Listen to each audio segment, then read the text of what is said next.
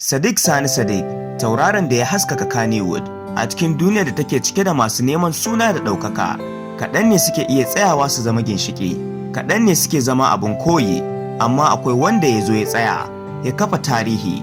Wannan shine labarin Sadiq Sani Sadiq, jarumi, gwarzo, kuma abin alfaharin masana'antar Kannywood. An haifi Sadiq Sani Sadiq cikin al'adar Hausawa mai cike da tarbiyya, mutunci da daraja. Tun yana ƙarami, yana nuna alamar basira, nutsuwa da hangen nesa. Ba kowa bane ake haifa da jarumtaka, wasu ana gina su ne da wahala, juriya da ƙwazo.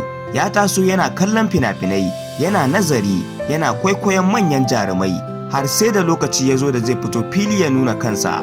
Shigowarsa cikin Kannywood ba kawai shiga bane, wata juya hali ce. Ya zo da salo na musamman, nutsuwa, ƙwarewa da fahimtar hali. A duk lokacin da ya fito a allo, zaka ji kamar ba wasa yake yi ba, rayuwa yake nunawa. Jarumi mai ido na hangen nesa, mai taka rawa ba tare da rawar jiki ba, mai magana da zuciya ba da baki kawai ba. A hankali sunansa ya fara yawo, daga baki zuwa baki, daga gari zuwa gari, har ya zama tauraro.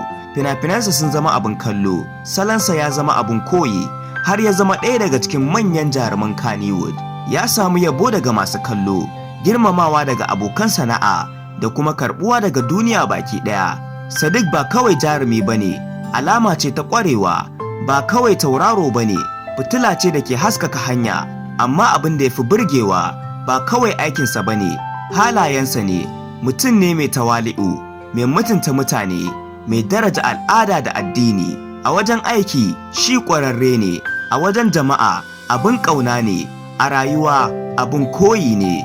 Gwarzon da baya girman kai, jarumin da zuciyarsa tafi girman sunansa.